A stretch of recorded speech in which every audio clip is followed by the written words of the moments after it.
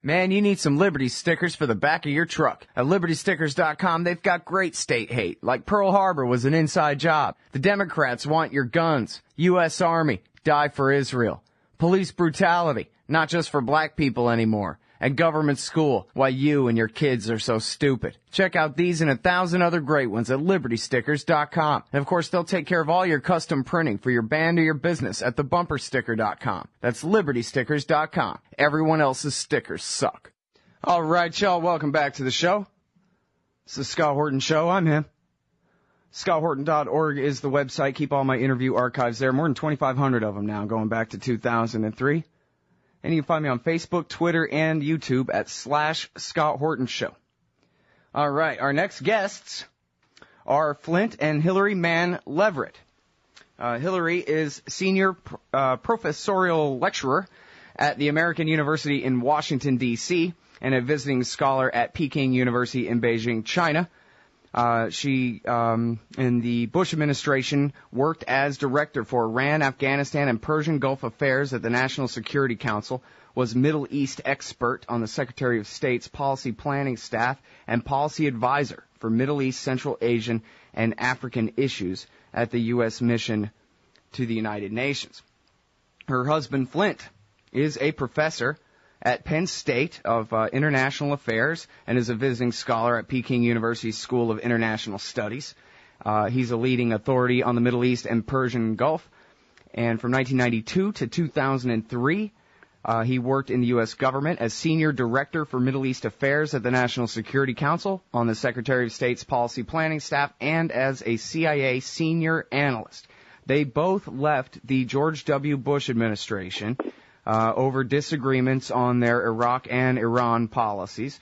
They have kept the blog Race for Iran, which is still there at raceforiran.com, but the brand new blog is named for the brand new book. It's Going to Tehran, Why the United States Must Come to Terms with the Islamic Republic.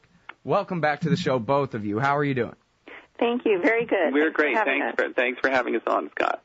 Well, I really appreciate your time, and I really appreciate the work that you put into this book. It's quite a thing. And so today, of course, is the first day of the new round of talks with the Iranians, the P5+1, which is basically the UN Security Council, right, in Kazakhstan. Is there any news out of Kazakhstan? Do we know if there's any real progress, or can you guys take the temperature of the current talks for us? Well, I think barring some really extraordinary, almost, the second coming level of surprise, I think the stage has been set for, virtually nothing to be accomplished in Kazakhstan. The Obama administration is still unwilling to let the P5+1 put a serious offer on the table for Iran. If you put a serious offer on the table, which would include recognition of Iran's right to enrich under safeguards, and you were serious about negotiating, I think you could get a nuclear deal in relatively short order. But the Obama administration is still determined to insist on an outcome that it can't legitimately insist on. And part of the problem is the administration here is repeating a past practice that has led to failure in each round of negotiations and then led to increased sanctions afterwards, which is they say, the Obama administration says it's putting a serious and substantive, and they often call it generous offer on the table. And then, of course, they characterize the talks proceeding from there is a failure because Iran refused to accept it. But they don't tell the public what that offer is, even though to resolve the nuclear issue with Iran would actually be quite simple. It would be a public declaration like we had in May 2010 when Turkey and Brazil negotiated with Iran, a public declaration of a recognition of Iran's right to enrich uranium. It's right that they have a sovereign right and a treaty right as a member of the NPT. But the administration won't do that because they can't get agreement, can't get consensus here in Washington. Even if there are potentially more forward-leaning members of his cabinet, like Secretary of State Kerry or potentially a Secretary of Defense Hagel, there is no consensus within the administration or certainly between the administration and Congress for this basic recognition of Iran's rights. And without that, there can't be progress. And that's why we will continue to hear the Obama administration say they're putting something substantive generous on the table and then to punish Iran after the fact for not accepting this supposedly generous offer that they won't even disclose to the public. Mm. And now, Flynt, when you say that, well, we could have a nuclear deal in short order if they really meant it, what would that look like? They would have to go to Tehran and give them the whole Nixon goes to China treatment, or could they just cut a deal and say, for example, well, like in the deal they originally offered back in 2009 or something very close to it, keep enriching up to 3.6%, but not up to 20. We'll have that done in France or somewhere else. I think, the outlines of the deal would be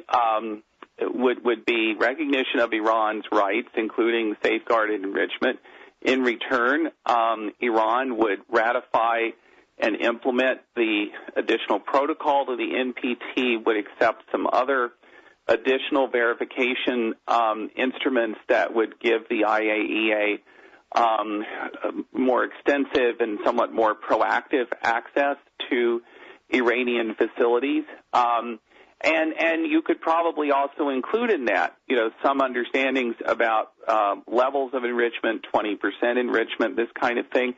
I don't think you're going to be able to get the Iranians to shut down whole facilities like the demand that they shut down Fordo.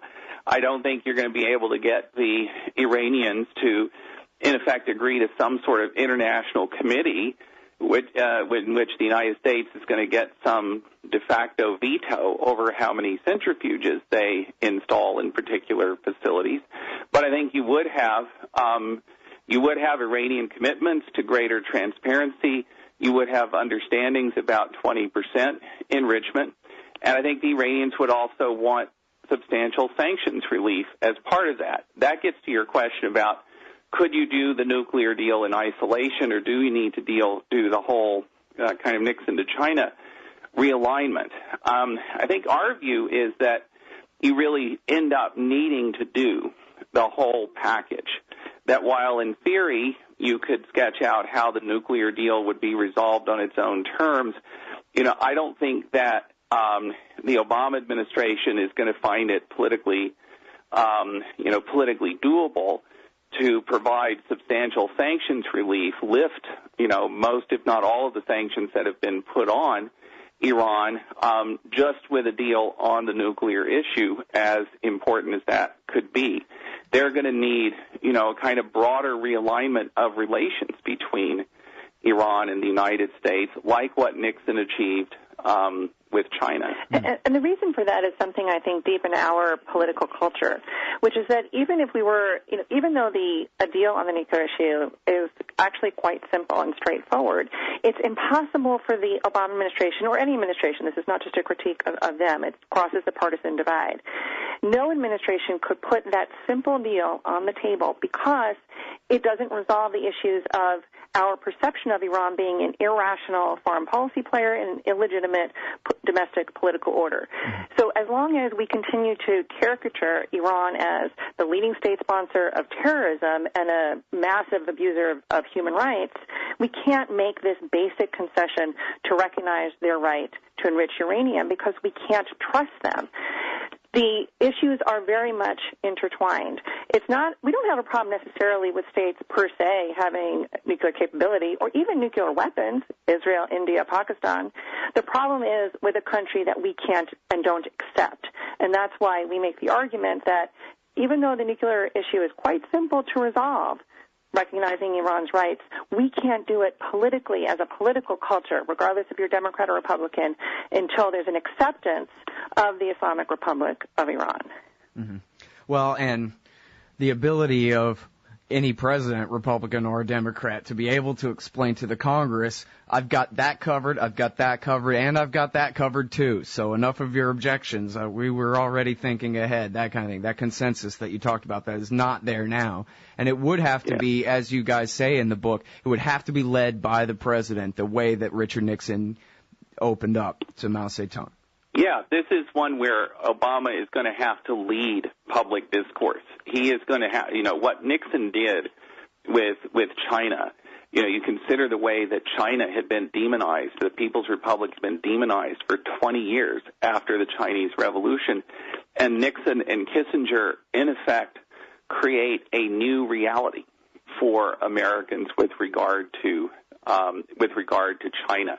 It's not just that they resolved this particular grievance with China or reached an understanding with China over that particular problem. It's that they accepted the People's Republic as a legitimate order representing legitimate national interests and brought their country along to view China in that way.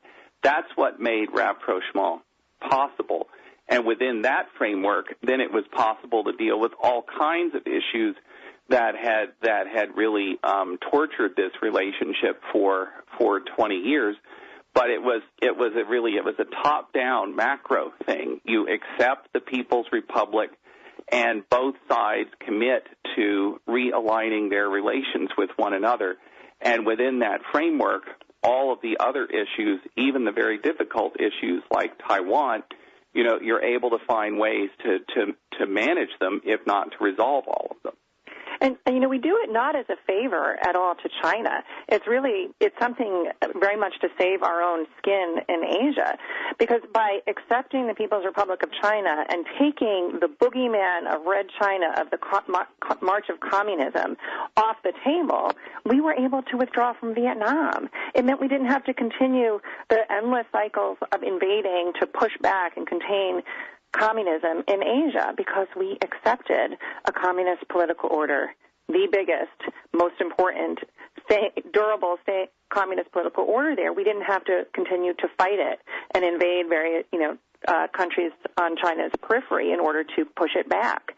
That's what we're arguing here, too, that it's not a favor to Iran. It's something that will help extricate the United States from constant rounds of military intervention and other coercive interventions in the Middle East that we argue do such serious damage to American standing and credibility strategically in the Middle East and even globally. Mm-hmm.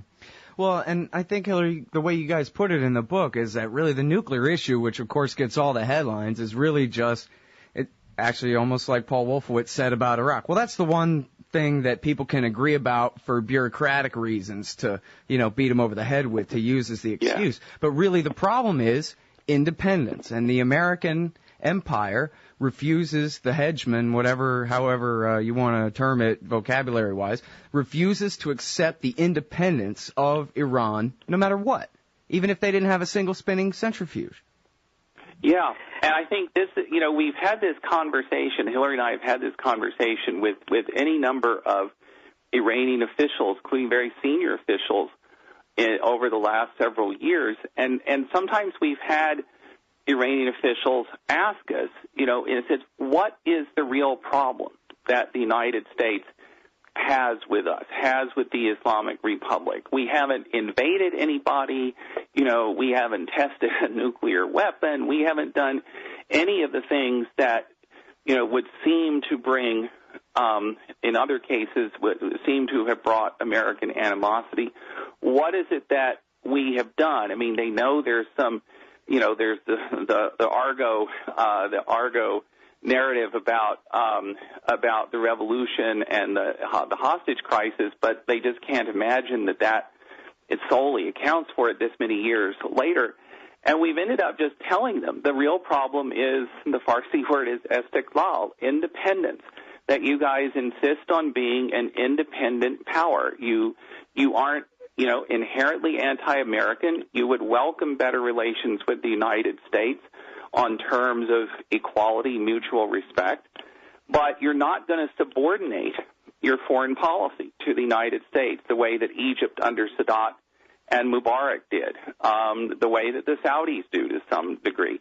You're not going to do that, and you want to present this indigenous model in the Middle East of a political order that combines Islamist governance with participatory politics and elections. And, we just, as a political culture, we can't accept that. And as a hegemonic power in the region wants to dominate the Middle East, we can't accept the idea that you are going to be an independent power in the region. Now, these are precisely the kinds of things that Nixon and Kissinger got the United States to accept vis-a-vis the People's Republic of China. We weren't going to try and remake China domestically, and we weren't going to, we weren't going to try and dominate it as a hegemonic power. That's what enabled rapprochement in the Chinese case. We are not there with Iran, and I think it really is this issue of independence that keeps us from getting there. Mm-hmm. Well, now, so Hillary, does that mean that if in a sense, to paraphrase it, I think that the nuclear issue is sort of a red herring, does that mean that they never will seek a deal, the Americans? That, for example, the Obama administration, we're just going to have another 4 years of status quo and more threats that don't really go anywhere except, more sanctions, but no hot war either and no deal? Well, I think we are on trajectory for war because, I do not think that the Obama administration has consensus either within the administration or certainly with other branches of government, particularly the Congress. But the Obama administration has not at all tried to work with Congress, which would be necessary to roll back any of the sanctions. And the Obama administration has just continuously increased the covert operations budget to undermine the government there and for cyber attacks, which have now been widely documented even in the New York Times. So I think we will continue to see the Obama administration pursue these aspects of, in a sense, covert war, undermining the Islamic Republic, sending drones over its territory, cyber attacks, and have the fig leaf of what it calls diplomacy, maybe better characterized as just talking to buy time, the very thing that they actually accuse the Iranians of, but to buy time because for the Obama administration there isn't a particular urgency to it. I think they would be happy with containment. The only problem with containment is that the Israelis have told the Obama administration that's unacceptable to them. But for this administration, I think containment is really where they'd like to go. They don't want to call it that because it angers the Israelis, but that's where they'd like to be. The problem with it is that unlike with the Soviet Union, containment with the Islamic Republic of Iran is inherently unstable for several reasons. But most importantly, something that is vastly underappreciated, if not dismissed and scoffed at here in Washington, which is that the Islamic Republic of Iran is a rising power in the Middle East, that by pursuing an independent foreign policy and building a domestic political order that is far from perfect, has lots of warts and problems, far from perfect, but by building a domestic political order based on a participatory Islamist framework, that is attractive to huge swaths of people in the Muslim world. And that is something that is enabling Iran's rise. The nuclear issue comes into this, too, because Iran's pursuit of nuclear technology and scientific advancement in defiance of the United States and Israel helps it even more with this huge swath of humanity. So it's the Islamic Republic of Iran and its ideas that today is having much more sway when people are given the chance to have a say in places from Egypt to Bahrain to Tunisia to Indonesia to Malaysia than the U.S. narrative is having. That's something that will make containment very, very difficult because Iran will continue to rise. It will continue to pursue a nuclear program. When I first worked in the White House on this issue back in 2001 to 2003, Iran was spinning 0 centrifuges, 0, when President Bush labeled them as part of the axis of evil. Today they have more than 12,000 centrifuges installed. Iran will continue its scientific and technological march, and it will continue basically a soft power strategy that is gradually but decisively changing the balance of power in the Middle East in a way that is far more to their advantage and has the United States really on the defense in a way that we will find increasingly unacceptable. So even though the Obama administration, I think, would prefer containment, it is something that is just not stable and will, I think, has us continuing on a trajectory for war. That's a really important point, because the whole containment language, it sort of assumes that what the Islamic Republic wants is a nuclear weapon. But, okay, if they got a nuclear weapon, we can contain them, like we contained the Soviet Union. Our argument is that we don't believe the Islamic Republic is trying to get a nuclear weapon, that they are continuing to develop their nuclear infrastructure, but they are not taking that in the direction of a weapons program. And what this provides them, along with other things that they do, this is they are pursuing what most of the rest of the world sees as their legitimate rights, their sovereign and treaty rights. They are doing this in defiance of the United States and Israel. Every new centrifuge they put in, every nuclear advance they make, most of the Arab world, maybe not Arab leaders, but Arab publics are applauding that. Non-Western populations are applauding that. They are seeing Iran do this in defiance of the United States and Israel, and they say, right on. And this is part of how, as Hillary said, Tehran is changing the balance of power, not just the distribution of power, but the nature of power in the Middle East. It's less and less about hard power, about carrier battle groups and armored divisions and all of this. It is more and more about influence. Who can influence other populations? We are doing lousy at that. And the Islamic Republic, the more that they pursue this soft power strategy, we can say we'd be willing to contain them, but we have no answer to that soft power strategy. Mm-hmm. Well, and then, let's see, as far as the trajectory toward war, I definitely, understand why, as you were saying, Hillary, that the current, the containment policy as it stands, containing their non-nuclear weapons program, containing their power as it is not sustainable for the long term. But on the other hand, it doesn't seem like Obama wants a war. It seems like he would really prefer not having one.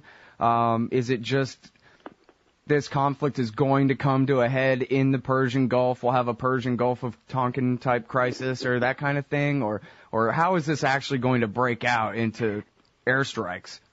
Well, one of the things that's happening is somewhat of a similar and very dangerous reprise of what happened in the 1990s, when I don't think that the Clinton administration was trying to egg al-Qaeda on for 9/11, but certainly put in and amplified a series of steps that infuriated al-Qaeda and set it on its trajectory toward Washington, New York, and Pennsylvania.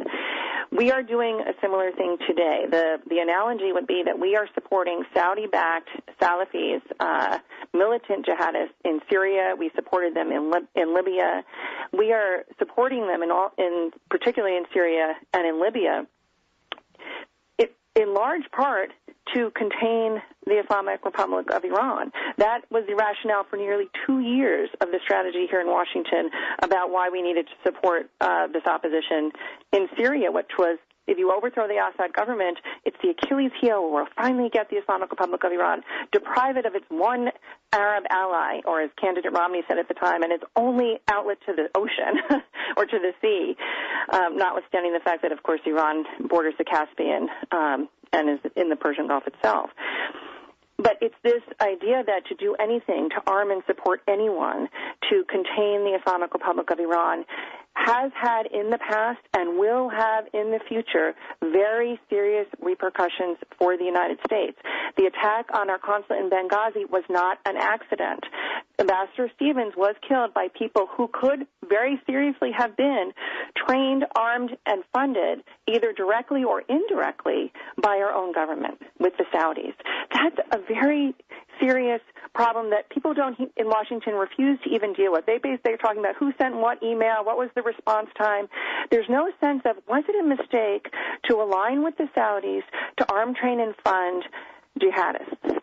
And we do that because we think that by siding with the Saudis and pushing the Sunni sectarian divide, that we will be able to contain the Islamic Republic of Iran. This is not only a fool's errand, but it's very dangerous. Well, and what about Jandala inside Iran?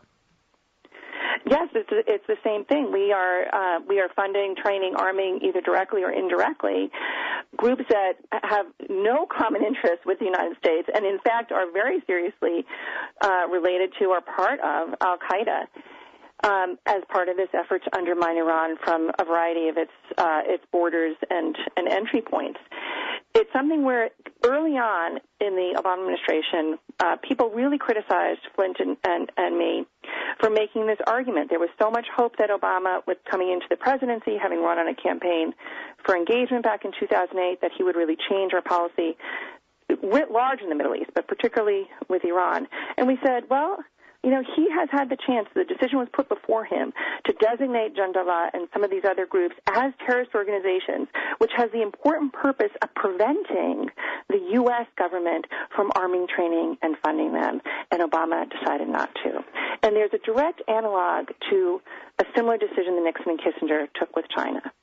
Nixon, very quickly upon coming into office, understood that we couldn't negotiate seriously, have a real rapprochement with China if we were arming, if we were having covert operations, CIA operations in Tibet to undermine China.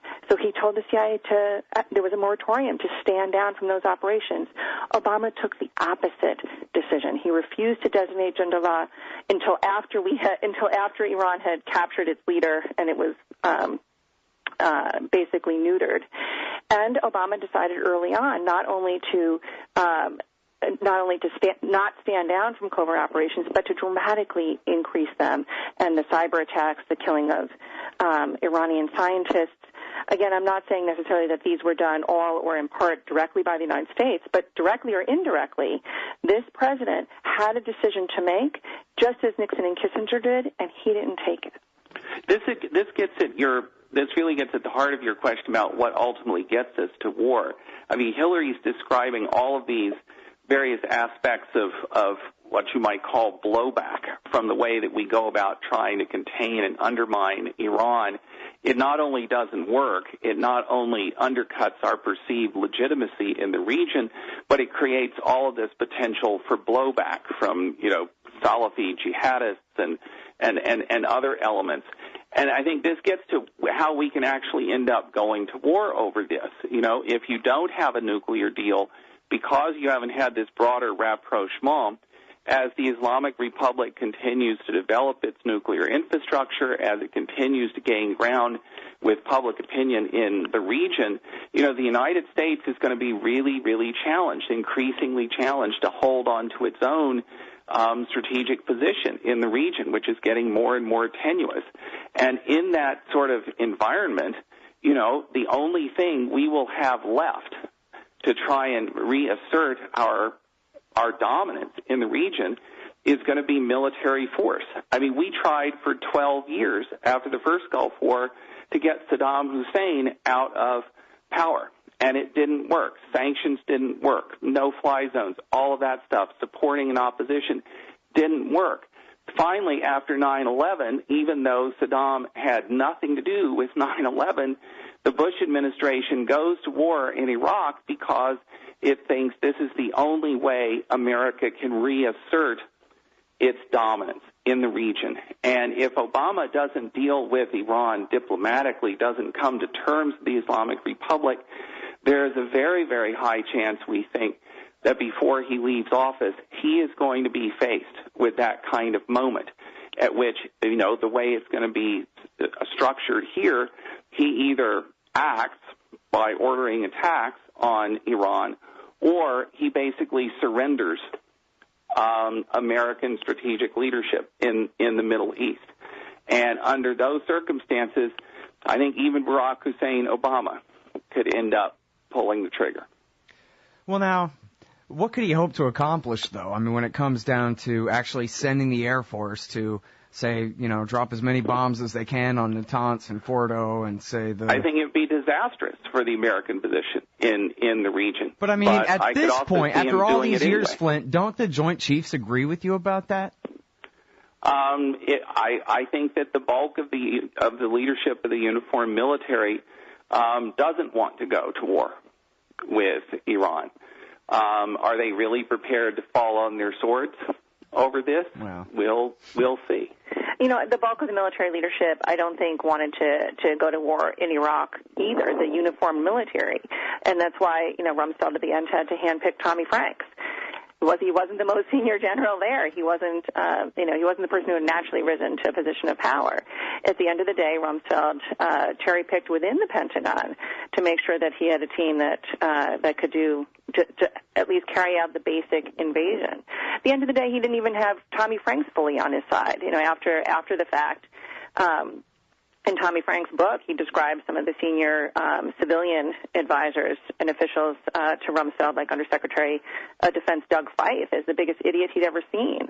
There was, I think, very little love and affection between the uniformed military and the civilian leadership at the Pentagon.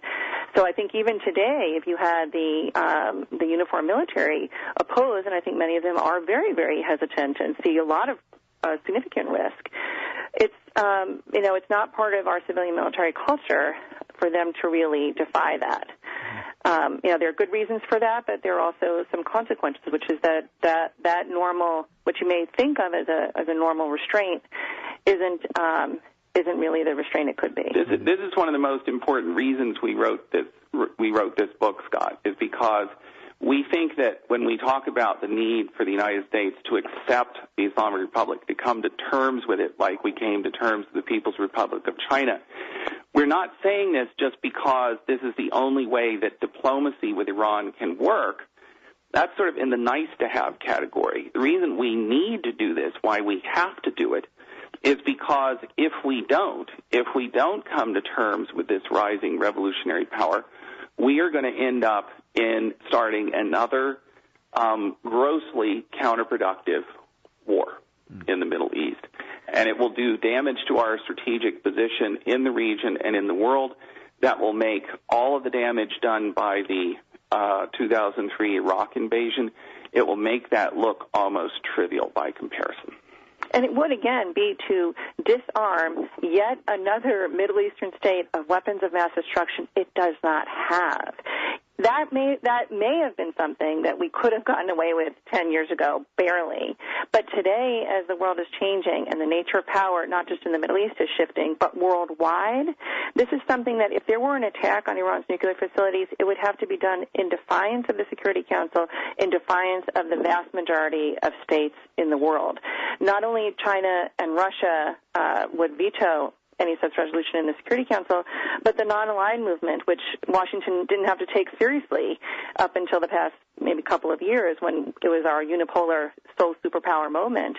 But today we now have to take it seriously, and the 190 some odd members of the non-aligned movement are on record in writing supporting Iran's legal rights, sovereign and treaty rights, to enrichment. So if the United States decided unilaterally, outside of any international legal justification, to attack those sites, it's something that would not only imperil our position in the Middle East, but around the world, I think would hasten, accelerate the shift in the worldwide, global power dynamics, particularly on the economic front, much more toward Asia and away from the United States and our Western European allies. Mm-hmm. Well, and I think it kind of goes without saying, maybe just on this show because we've talked about this for so long, but the ways that Iran would be likely to hit back, not just as you're talking about long-term consequences and the shift in power and opinion in the world and that kind of thing, but say, for example, how many missiles could they drop on top of Bahrain, or how many of our guys in Afghanistan are right within their range, or what degree have their intelligence services infiltrated governments in the region that are friendly to us but could be overthrown or severely wounded from within. They would have a lot of those options. I mean, they have a ballistic missile force that's capable of hitting targets all over the Gulf. All of the things you identify are there. But at this point, their biggest weapon, their biggest response is going to be political. It's that they will have been the victims of a of an act of wanton aggression by the United States that, as Hillary said, most of the region, most of the rest of the world will see as illegitimate. Their response is going to come when increasingly mobilized publics in the Middle East, demand that their governments, if they were still cooperating with the United States strategically, that they stop that when the United States has to close its naval base in Bahrain because the public outcry is so great against what the United States did that the Bahraini government can't let the United States stay there. When you have protests all over the region against the United States and governments increasingly have to respond to that, that's going to be the most effective Iranian response. All right. Now, as long as I have y'all on the phone, Hillary, can you tell us about that time that the Iranians wanted to trade some al-Qaeda captives that they had for some mujahideen communist terrorist cultists that the Americans were keeping in Iraq? Yes. It was a pretty unfortunate episode, I would say, in our inability to actually conduct diplomacy or real negotiations. We had been engaging with Iran over Afghanistan actually from right before 9/11, which is why it was even possible, as part of the 6+2 multilateral working group of Afghanistan's 6 neighbors, the United States and Russia. After 9/11, the Iranians realized very quickly the enormity the enormity potentially strategically of what had happened on 9/11 was an opportunity to work with the United States not only to defeat our common foe, the Taliban and al-Qaeda, but potentially even to put a fissure between the U.S.-Saudi partnership and have the United States have a much more realistic approach to the region. So we started negotiating more with the Iranians bilaterally on Afghanistan, on al-Qaeda after 9/11. And the Iranians were very open to doing so and were very constructive in those negotiations. One issue in particular was that as the United States was bombing Afghanistan, and the Northern Alliance, which the Iranians supported, was on the march to take over Kabul and oust the Taliban, al-Qaeda was on the run, and of course has been on the run out of Afghanistan ever since. They've never gone back and established a stronghold in Afghanistan. The vast majority of al-Qaeda operatives, fighters, went to Pakistan. But some of them were seeking to go through Iran, either to basically their home countries like Saudi Arabia and Egypt, or to try to gain refuge, particularly in Iran's Sunni majority province in its southeastern corner of Baluchistan. It has a part of Baluchistan within Iran. The Iranians made us aware that this was a difficult area for them. That border area that basically is a kind of tri-border area between Afghanistan, Pakistan, and Iran is very porous. It's Sunni majority on the Iranian side, which means it's not always fully supportive of the Shia Islamist government in Tehran. And it's a hub also for massive narcotics smuggling from Afghanistan to Europe. It goes through Iran. This is a chronic problem that Iran has, and Iran has actually worked very closely with the UN to try to combat this problem. The Iranians made us very much aware of all these issues and essentially asked us for help to make sure that al-Qaeda didn't come into the country and what to do with al-Qaeda operatives that they captured. The Bush administration was not at all interested in helping Iran. Essentially, we were instructed to put it to the Iranians that this was a test, that if you, Iran, are not really a state sponsor of terrorism, you will just block al-Qaeda from coming into your country, and any that you capture, you will turn over to us. This was a pretty difficult issue for the Iranians. They wanted some sort of more of a UN cover, an international cover. But even so, they tried. They gave us the passport copies of over 200 al-Qaeda operatives that they had detained at the border and were able to deport. They actually gave the passport copies to the United Nations, to the Secretary General, to keep as evidence basically of what they had done in this regard. And then they told us that there were a few that had managed to come into Iran, and they had put them under arrest. But they had kept them basically near where they had come in, near their points of entry. They had basically put them under arrest, and they wanted to work with us for some sort of mechanism for them to be deported. Now, largely these were there weren't that many, but they were mostly Saudi and Egyptians. The Iranians couldn't deport Egyptians back to Egypt under Mubarak because there were no diplomatic relations, and the Mubarak government wouldn't take them. The Saudis would take some Saudis, but nobody who was associated with the bin Laden family.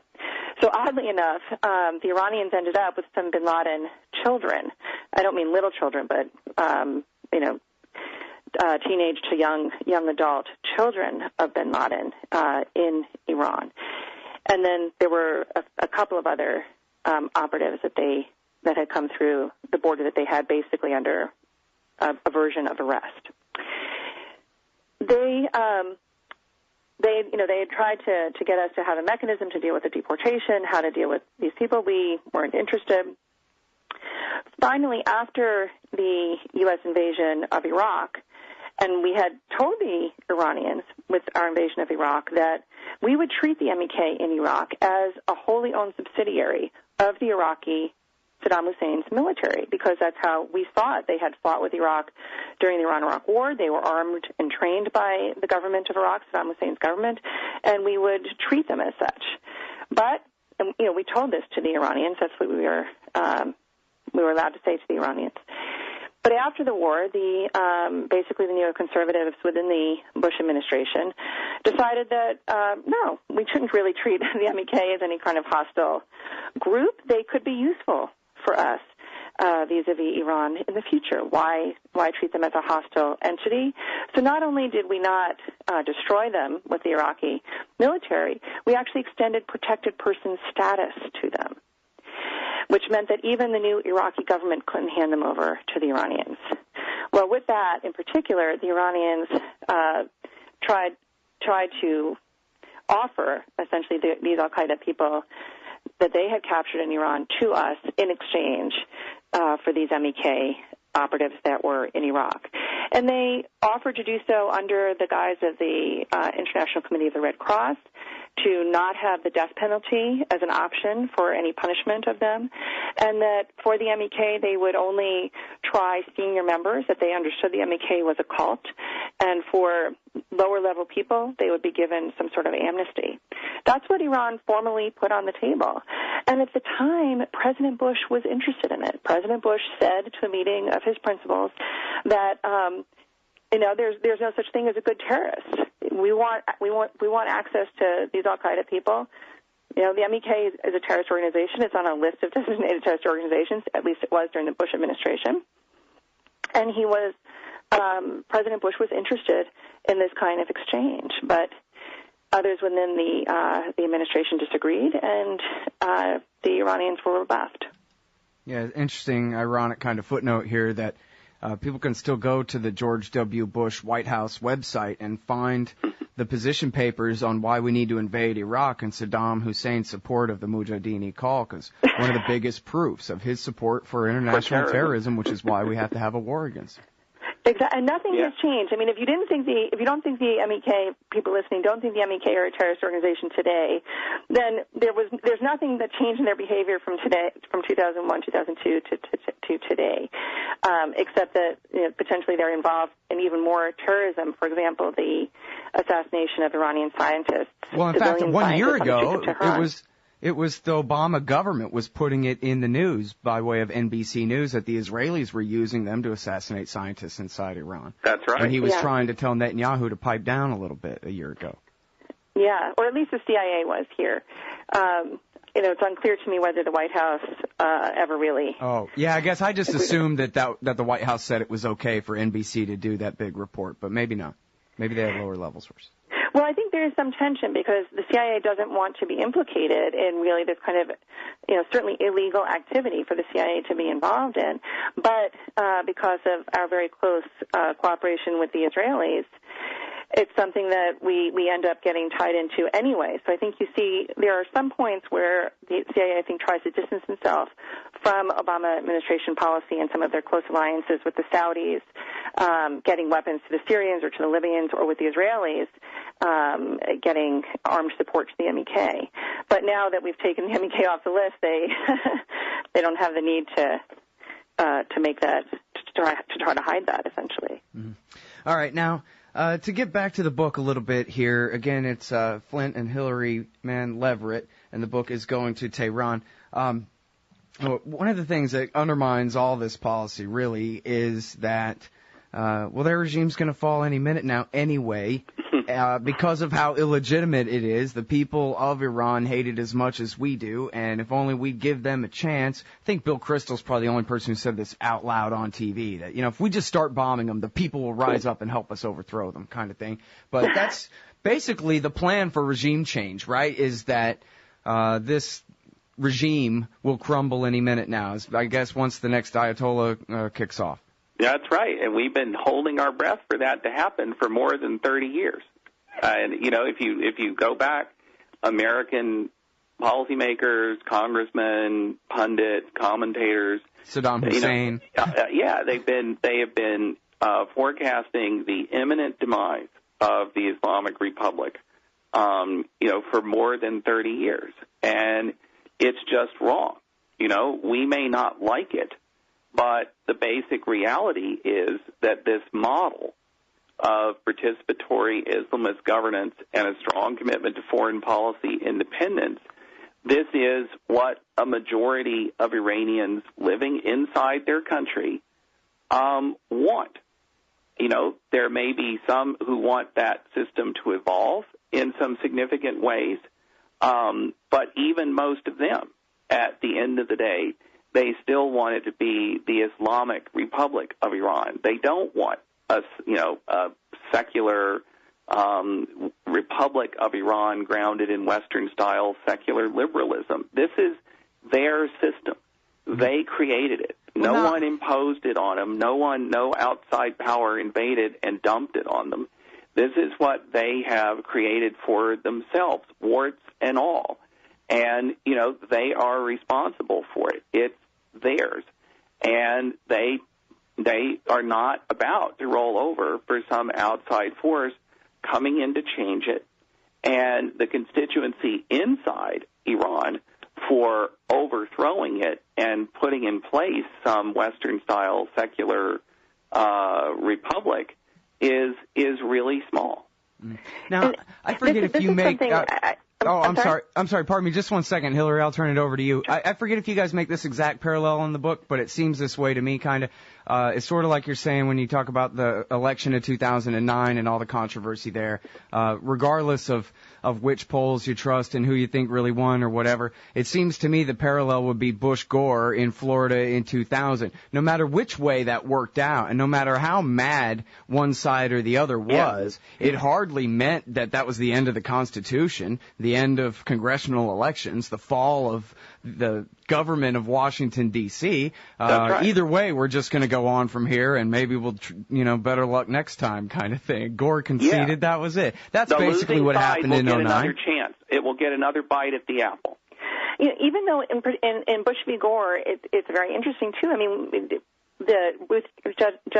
Justice Ruth Bader Ginsburg just gave a speech at the Thomas Jefferson School of Law, where she talked about that case. She was asked about it, and she said she really didn't want to talk about that case. That case was just for that one very strange incident. It shouldn't be taken as precedent. It doesn't mean anything. It was just to make a decision so that the election would be final.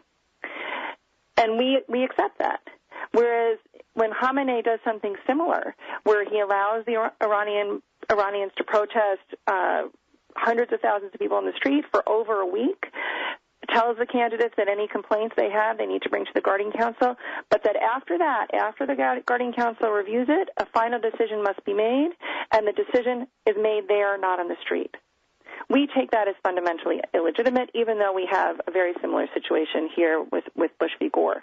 But it's something that is particularly pernicious here because it unites both essentially the right and the left to stay on this trajectory toward war with the Islamic Republic.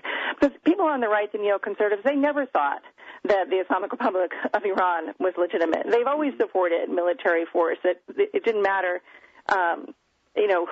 who could be a reformist within the Islamic Republic. It needed to be a secular place anyway, pro-American, and they were always in favor of using force.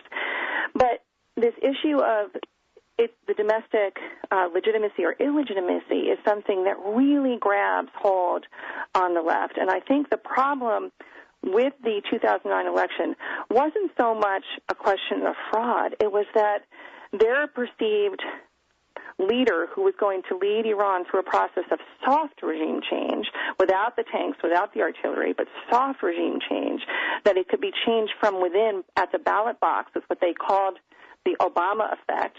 Change would just come. That Iranians and all cultures are naturally on this trajectory towards secular, liberal democracy. And it was a disbelief among, I think, particularly liberals here and many on the left that Iran wasn't going to do that. Iranians weren't voting for that. A disbelief and an inability to accept it, which actually makes the election, the 2009 election in Iran, a bit more like the Kerry Bush election in 2004, where, I even borrow an example from my own family. Of course, my own family thinks that Bush shouldn't have won the election in 2000 against Kerry, and there was probably fraud. Buchanan took their votes, especially my elder Jewish relatives. They must have taken the votes. But 2004, they just cannot understand.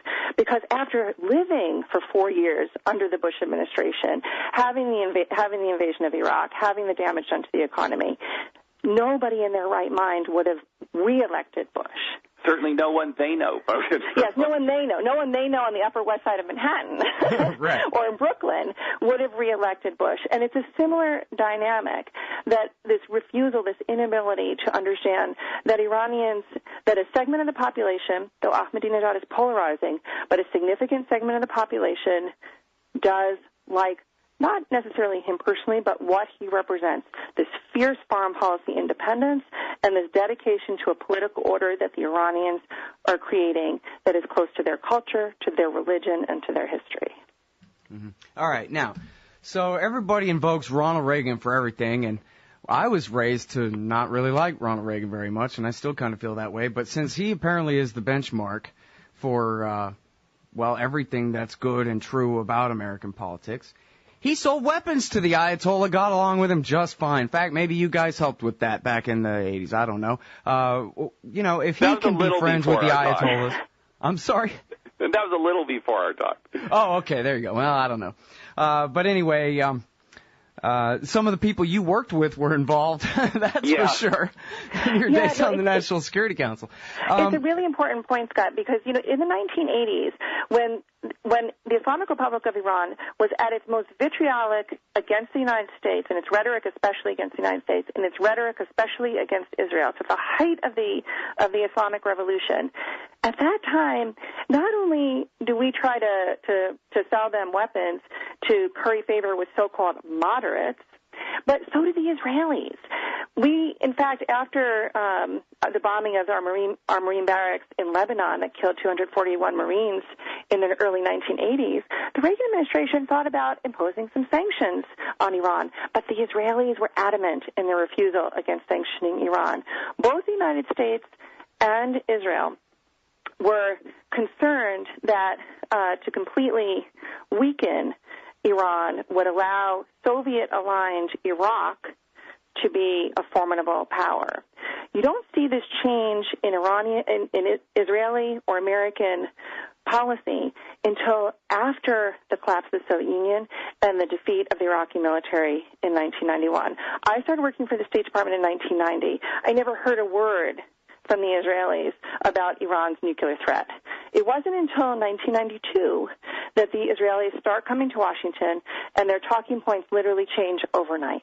Because all of a sudden, with the collapse of the Soviet Union and the defeat of the Iraqi military, the only challenger to American dominance and Israeli dominance in the Middle East was the Islamic Republic of Iran. And that's when they and then we set our sights on Iran. Right. Not before. Well, and so, I mean, that really is the point, too, right? That dishonesty underpins the entire policy here. So does that mean that there really is a chance to go to Tehran, Obama, or maybe the next president, Jeb Bush, or one of these goons, to go and finally work things out? What do you think? The alternative is strategic disaster. Well, there you go. Well, and now wait a minute, though. In fact, this is kind of, I forgot to say, I kind of have a problem with the premise of your book, which is that America needs to have any power and influence in the Middle East whatsoever anyway. I mean, why do we need to? Why shore up our strategic position in their Persian Gulf? It's a very important issue, and this is where I really think the debate should be, because this is the real honest debate that needs to be had. Does the United States need to be a power in the Middle East? Do we need that? Now, we certainly decided we need to do that in the Southern Hemisphere. In Latin America, we've decided we need to do that. In Asia, we've decided we need to do that in Europe. Do we really need to do that in the Middle East with all of the blowback that it entails for the United States? I don't think there's necessarily an easy answer to it, but it is the critical debate that needs to be had. But because we're involved in the dishonest debate, we never get there. Right. Well, you know, there was a Cato Institute study back in the late 90s that said we spend way more securing, quote unquote, all of our interests in the Middle East than we actually spend on Middle Eastern oil by a long shot, too. But this gets into a distinction that we draw. I mean, we certainly don't think that the United States should try to be a hegemonic power in the Middle East. That this is ultimately, it's not going to work. It's not just not going to work, it is counterproductive. Trying to be a hegemon in the Middle East since the end of the Cold War has made the United States weaker. It's not just that we didn't succeed, it's that we are dramatically weaker as a result of having tried. I'm not so sure that the alternative to that is a kind of more isolationist posture where we don't really think we need to care about what happens in the Middle East. The Middle East does matter very, very much to the workings of the world economy, to the global balance of power, and I think the United States has legitimate and real interests in the Middle East, but it cannot pursue those interests in a responsible, sustainable, legitimate way by trying to be a hegemonic power. It has to do what Nixon did with China. You know, the United States didn't withdraw from Asia after the opening to China, but the United States basically said our interests here are economic. They're best served by a stable environment in which economic growth can flourish. And in fact, the opening to China ushered in this real flowering of regional economic dynamism in East Asia.